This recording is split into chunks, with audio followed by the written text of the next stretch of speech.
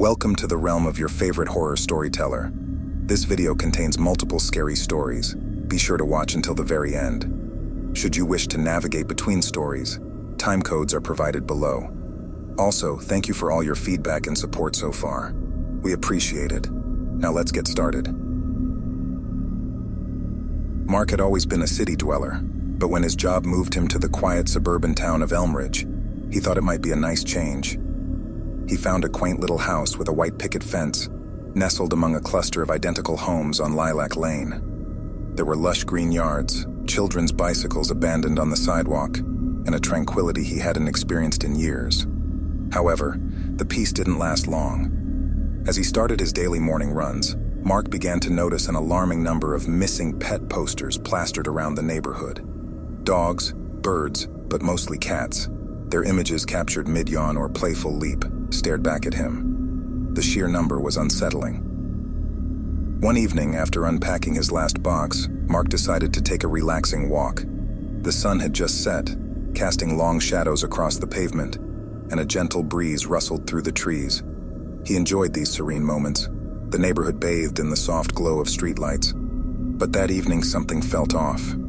As he walked past Mrs. Thompson's house, with its perfectly manicured lawn and kitschy gnome collection, he felt a chill run down his spine. He glanced around, looking for the source of his discomfort. Nothing seemed amiss until he caught a fleeting glimpse of a dark silhouette further down the street. The figure stood still, not making any discernible movements, but Mark felt it, watching him, observing from a distance. Dismissing it as a trick of the light or perhaps a neighbor he hadn't yet met, Mark quickened his pace, eager to get back home. However, every time he glanced over his shoulder, the silhouette seemed to be a little closer, maintaining its eerie vigil. Mark's heart raced, but he made it to his doorstep without incident. He swiftly locked the door behind him and peered through the window blinds. The street outside was empty. The next morning, Mark's beloved cat, Whiskers, was nowhere to be found. He searched the house, calling out, shaking her favorite treat bag. Nothing. Distraught, Mark began knocking on his neighbors' doors, hoping someone had seen her. The responses were a mix of sympathy and knowing glances, but no one had any information. As hours turned to days, Mark grew desperate.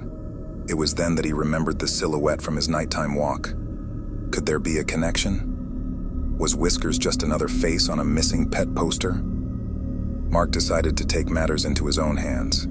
He purchased a set of security cameras and installed them around his house, hoping they'd provide a clue to Whiskers' whereabouts, or at least catch the eerie stalker. That evening, Mark sat down with a cup of tea and began to review the footage. Hours of mundane recordings flashed before his eyes. Kids playing on the street, a car passing by, a bird perched on the mailbox. But as night fell, the footage revealed something horrifying. The dark silhouette returned, pacing slowly outside Mark's house. It stopped frequently, glancing toward the windows, its features indiscernible. And then, in a fleeting moment, it appeared to hold something in its hands, a small, struggling form. Mark's heart sank. It was Whiskers. The realization hit him like a ton of bricks. The sinister figure had been watching him, and now it had taken something dear to him. Filled with anger and dread, Mark decided he wouldn't stand idly by. He would confront this figure and get Whiskers back. His decision would lead him down a path of dark secrets, hidden right in the heart of Elmridge's tranquil suburbia. The following night, Mark devised a plan. He would set a trap. Mark had an old kennel that he seldom used, so he placed it on the porch with a bowl of Whiskers' favorite food inside, and then hid behind the bushes. Hours passed, his patience thinning and limbs growing sore from crouching. Just as he was about to give up, a faint rustling reached his ears. From the dark corners of the street, the silhouette emerged. Drawn by the smell of the food, it approached the kennel slowly, each step deliberate and predatory. Mark's heart raced as he recognized the same dark figure that had taken Whiskers. Hidden in the bushes, he watched as it cautiously inspected the cage.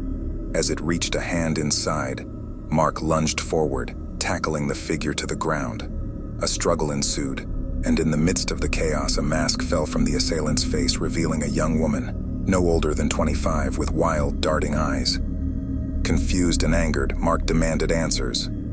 "Where's Whiskers? he shouted, pinning her down. The woman, clearly caught off guard, stammered, "You don't understand, I'm trying to protect them." After a tense standoff, Mark reluctantly let her go, sensing there was more to the story. With a hesitant tone, the young woman introduced herself as Lila. She claimed that for years, something sinister resided in Elmridge. An ancient evil, awakened by unsuspecting town residents decades ago, now demanded regular sacrifices to remain dormant. The creature had a preference for smaller beings, explaining the numerous missing pets in the neighborhood. Lila's family, being descendants of the town's founders, had taken it upon themselves to appease the creature, hoping to prevent it from claiming larger prey. Whiskers, unfortunately, was one such offering. Stunned by the revelation, Mark was torn between fury and disbelief. Yet a part of him knew that she was telling the truth. The overwhelming number of missing pets, the eerie atmosphere, and the dark figure he had seen all pointed to the same chilling reality. Mark needed to see it for himself. Lila, recognizing his determination, decided to lead him to the creature's lair, an underground cavern concealed beneath the town's old well. "But remember," she warned, "once it's awake, there's no guarantee we'll make it out." Descending into the depths, the cold, damp air grew thick with tension. Mark's flashlight beam danced across the cavern walls, revealing petroglyphs that told a chilling tale of rituals and appeasements. As they ventured deeper, an unsettling hum resonated, growing louder with every step. Lila's grip tightened around Mark's arm. They were close.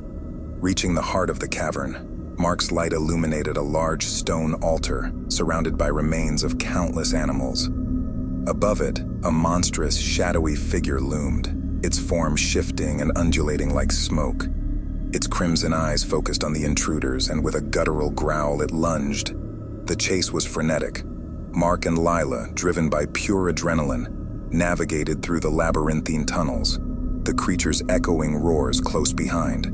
Every turn they took, every narrow escape, felt like a dance with death.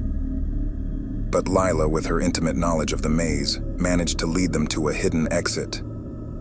Bursting into the open air, the two didn't stop running until they reached Mark's house. Breathing heavily and doors securely locked, the gravity of their ordeal began to sink in. Elmridge was no ordinary town, and its secrets ran deeper than Mark could ever have imagined. Lila, realizing that she couldn't continue her family's dark legacy, decided to leave Elmridge for good.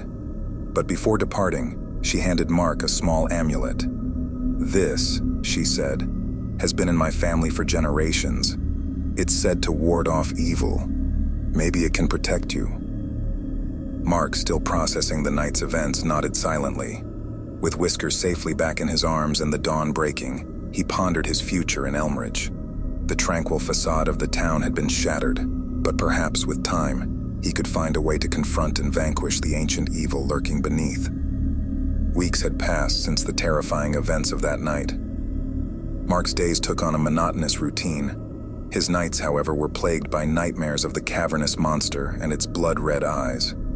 The weight of the town's dark secret weighed heavily on him. But with every passing day, his resolve grew stronger. Elmridge's sinister history couldn't be its future. Determined to fight back, Mark began researching the town's archives. He believed there had to be a way to put an end to the creature's reign. Day after day, Mark would lock himself in the Elmridge Library's history section, poring over ancient tomes and dusty manuscripts. One evening, Mark stumbled upon an old diary from the town's earliest settler, a woman named Abigail. The diary detailed rituals and symbols used to initially summon and then trap the creature. It spoke of an alliance with neighboring tribes, which combined their spiritual knowledge to create a binding ritual. Mark's heart raced as he realized he might have found the very key to imprisoning the monster once and for all. Assembling a group of trusted town members, including the school librarian, Mrs. Baker, and the local sheriff, Jim, Mark revealed his plan. Both were initially skeptical, but the disappearance of their own pets and the eerie occurrences in town had convinced them that something was amiss. With their help, Mark aimed to reenact the ritual and seal the creature away. The preparations were extensive. They needed rare herbs for the ritual, many of which could only be found in the neighboring woods. Symbols had to be drawn at strategic locations around town. But the most critical component was a powerful crystal, described in Abigail's diary as the heart of Elmridge.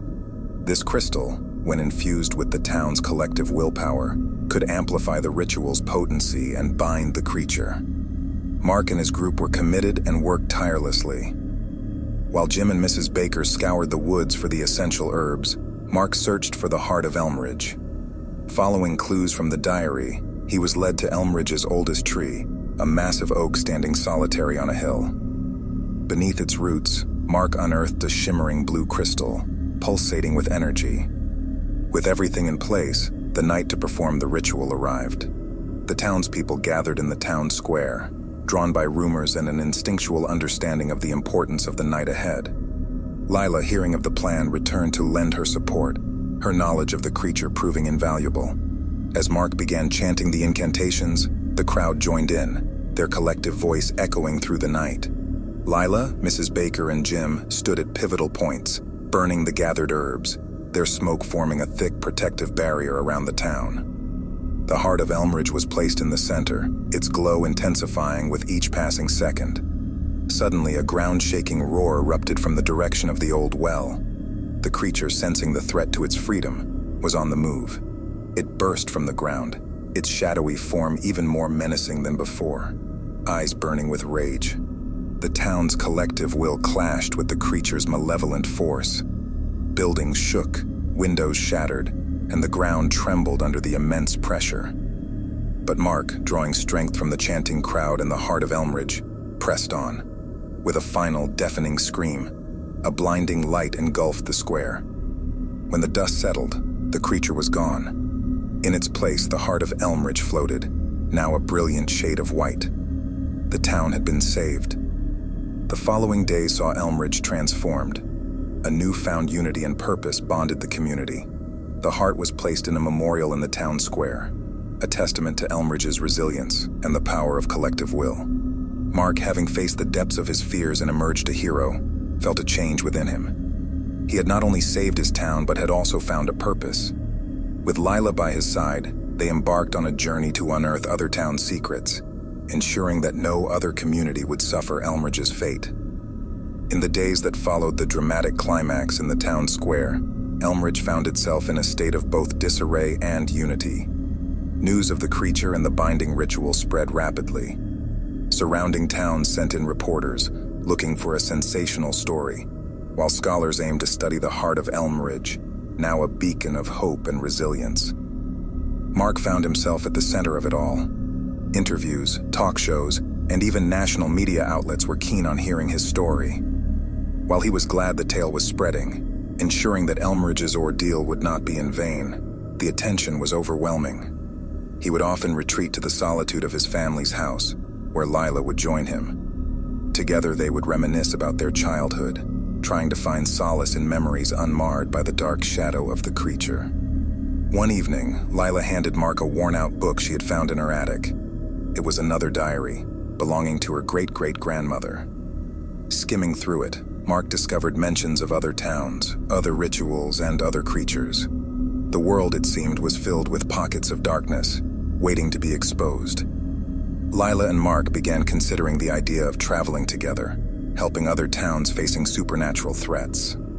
Their shared experience had bonded them in ways neither could have predicted, and they felt a shared responsibility to help others. Meanwhile, Elmridge began its recovery. The town square was renovated, and a statue of the heart of Elmridge was erected as a symbol of the town's strength and unity.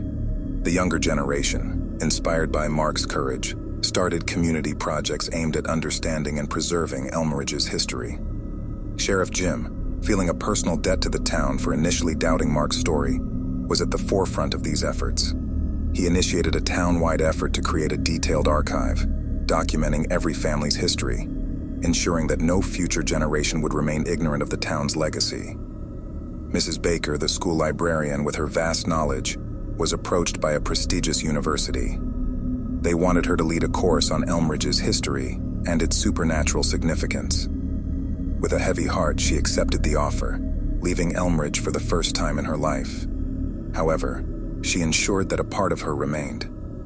Before leaving, she donated her personal collection of rare books and manuscripts to the town library. Months turned into years.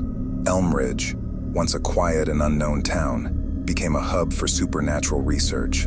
Scholars, students, and tourists flocked to the town, eager to learn about the legendary creature in the heart. Lila and Mark, having traveled across the country, became renowned supernatural experts. They unearthed dark secrets, confronted malevolent entities, and helped countless communities. But Elm Ridge always remained their home, their anchor. One particular evening, a decade after the events in Elm Ridge, Mark and Lila returned home, having just resolved a haunting in a distant town. They were tired but fulfilled. As they drove into Elm Ridge, they passed the town square. The statue of the heart shimmered under the moonlight, a gentle reminder of their beginnings. Pulling over, Mark took Lila's hand. "Do you ever wonder if we did the right thing, exposing all these secrets?" he asked. Lila looked at him, her eyes reflecting the same weariness he felt. "Every time," she admitted. "But then I think of Elm Ridge. If we hadn't acted, the town would have been consumed. And now, look at it." Mark nodded, understanding her sentiment. It's a heavy burden, knowing so much." Lila squeezed his hand. "But it's our burden, Mark, and together we'll carry it." As dawn began to break, casting a soft golden hue over Elm Ridge, Mark and Lila drove off, ready to face another day, another challenge. Their journey had just begun.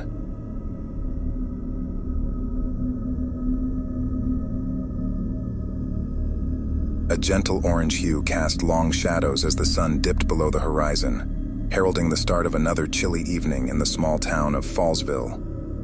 In the cozy corner of Molly's Diner, 4 lifelong friends gathered around a booth, the glow of the overhead lights reflecting off their hopeful young faces. They were on the brink of a new chapter in their lives: graduation. "I can't believe high school's almost over," Rachel mused, tracing the condensation on her soda glass with a slender finger. Her auburn hair cascaded down her shoulders, and her eyes held a mixture of excitement and apprehension. "It's surreal," agreed Alex, pushing up his glasses, his dark eyes reflecting deep thought.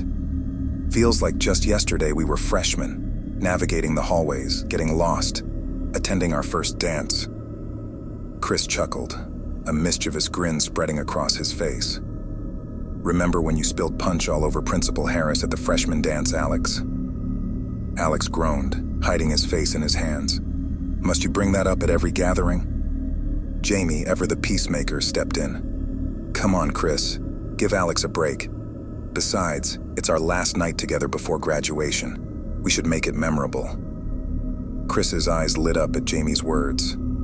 "Speaking of memorable," he began, leaning forward, his voice dropping to a whisper. "How about one last adventure? A dare, if you will." Rachel rolled her eyes, a smirk forming on her lips. "Oh, here we go again. What's it this time, Chris?" "You know the old Lenox Hospital at the outskirts of town?" Chris questioned, excitement evident in his voice. Alex's eyebrows shot up. "The one that's been abandoned for decades? The one everyone says is haunted?" "That's the one," Chris confirmed with a nod. Jamie looked skeptical. "Chris, why on earth would we go there, especially at night?" Chris leaned back, an arrogant smile playing on his lips. "For the thrill, of course. Look, we're about to embark on new journeys in our lives. Don't you want one last adrenaline rush to remember our time together?" Rachel hesitated. "It does sound tempting, but are you sure it's safe?" Chris waved off her concerns. "Absolutely. I've been there before during the day. It's creepy but mostly harmless. We go in, explore a bit, and get out. A simple, unforgettable adventure." Jamie looked at Alex, searching for an answer. Alex sighed, adjusting his glasses. "All right, I'm in, but if I see even one ghost, I'm out of there." Rachel giggled, nudging Alex playfully. "All right, Braveheart, I'm in too." Jamie hesitated for a moment before nodding. "Okay, but we stick together. No wandering off on our own." Chris clapped his hands, his grin widening. "Perfect. Let's meet at the hospital's entrance at midnight."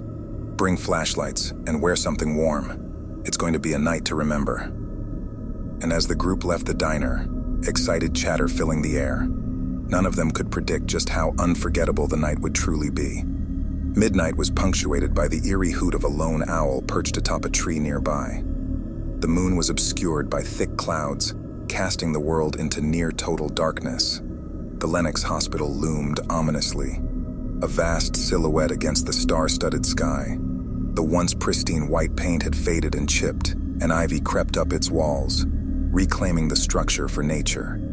Every window pane was shattered, hinting at past vandalism. The wind whistled through these gaps, producing a moaning sound that added to the desolate atmosphere. Rachel's breath misted in front of her, and she rubbed her arms for warmth.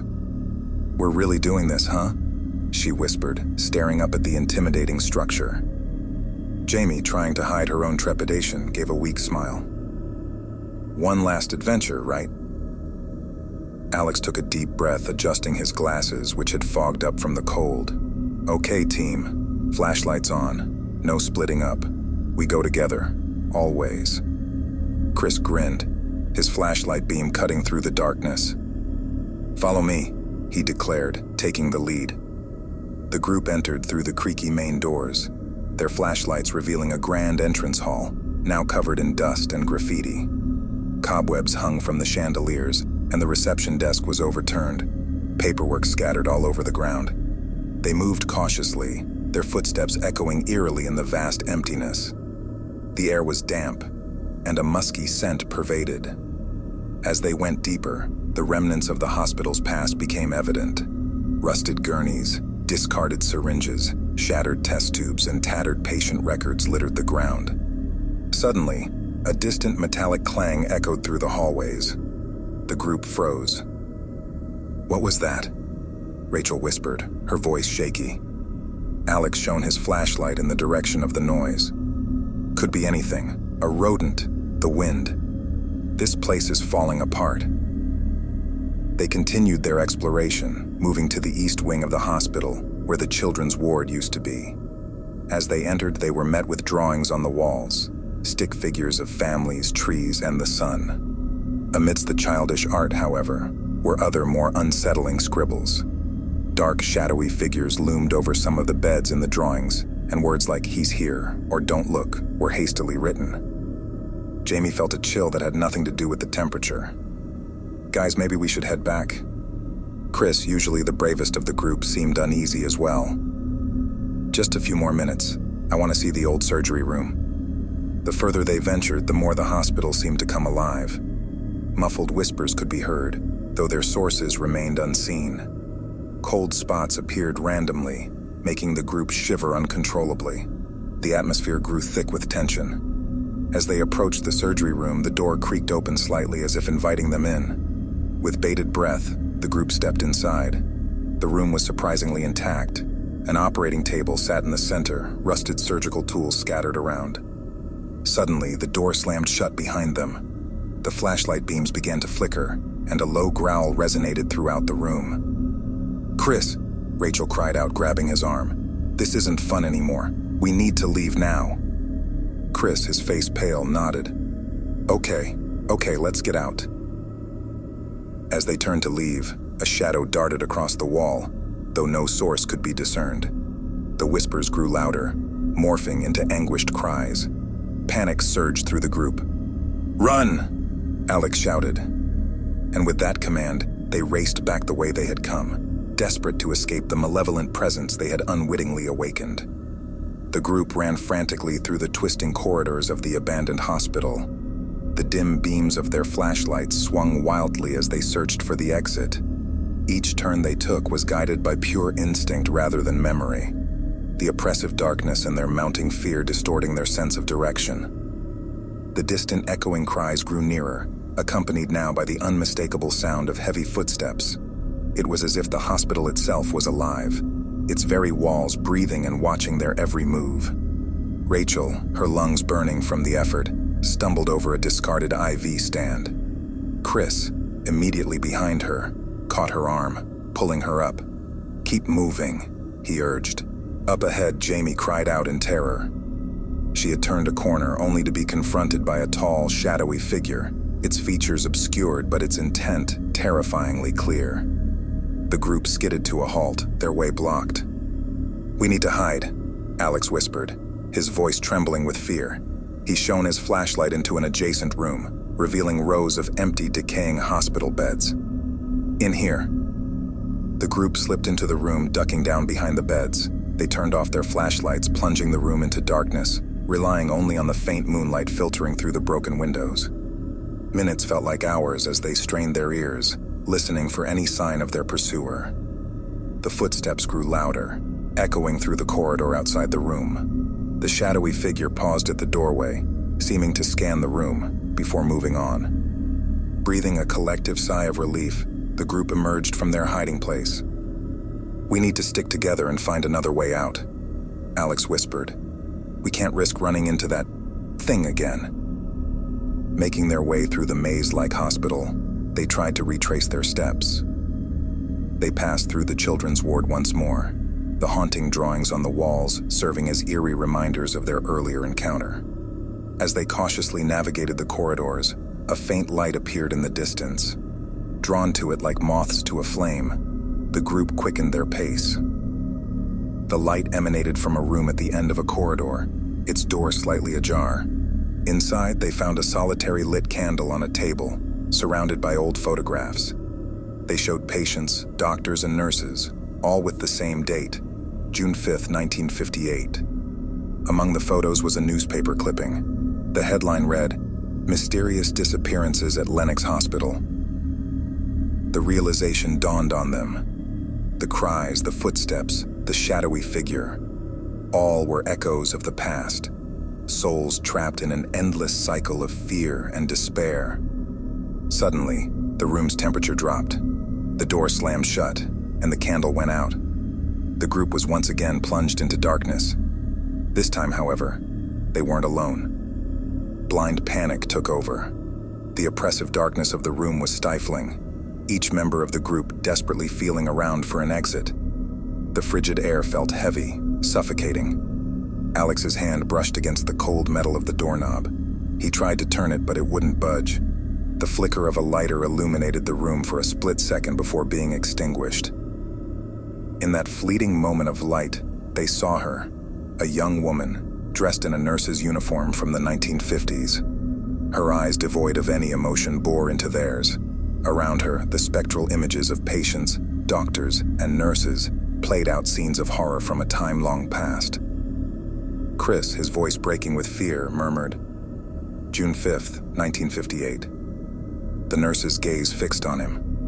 She took a step forward, her hand outstretched. "Help me," she whispered, her voice a chilling blend of desperation and sorrow. Rachel, her mind racing, remembered the newspaper clipping. "The mysterious disappearances. It was you, wasn't it? You're trying to tell us something." The nurse nodded, tears streaming down her face. The spectral images around her began to coalesce, forming a single, powerful memory. The group saw the hospital staff and patients, happy and laughing. But then, something changed. A darkness descended on the hospital. Patients began to disappear, one by one, their empty beds bearing silent testimony to the horror that had befallen them. Through the nurse's memories, the group witnessed the arrival of a new doctor. Charming and charismatic, he had quickly gained the trust of both staff and patients. But beneath his facade lay a sinister secret. Obsessed with the idea of achieving immortality, he had been conducting twisted experiments on the patients. Those who had disappeared had been subjected to his cruel tests, their souls trapped forever in the hospital. The nurse had discovered his secret and had tried to stop him, but she too had fallen victim to his madness. "We need to set them free," Jamie whispered, tears streaming down her face. "We need to put an end to this." Using the memories shown to them by the nurse, the group managed to find the doctor's office. Inside, amidst piles of yellowed papers and dusty medical equipment, they found an old journal. It detailed the doctor's experiments and his quest for immortality. On the last page, they found a ritual, designed to trap souls forever. Realizing that the ritual was the key to setting the trapped souls free, the group began to recite the incantations written in the journal. As they did, the hospital began to shake, the very walls seeming to scream in agony. Then, as suddenly as it had begun, it was over. The oppressive darkness lifted, replaced by the soft glow of dawn. The spectral images of the patients, doctors, and nurses began to fade, their souls finally at peace. Exhausted and traumatized, the group made their way out of the hospital. As they stepped into the light, they knew they had witnessed something few would ever believe. But for them, the memories of that night would remain, a haunting reminder of the horrors that can lurk in the shadows. Well, there you have it, folks. A tale that might just keep you up tonight. If you dare to hear more stories that go bump in the night, you know what to do. Hit that subscribe button and ring the notification bell so you won't miss out on any of our haunting adventures. Give this video a thumbs up if it sent a chill down your spine, and share it with those who could use a little scare. Remember, some stories are just tales, while others, well, let's just say you might want to keep that nightlight on. See you in the next video if you dare. Until then, sweet nightmares.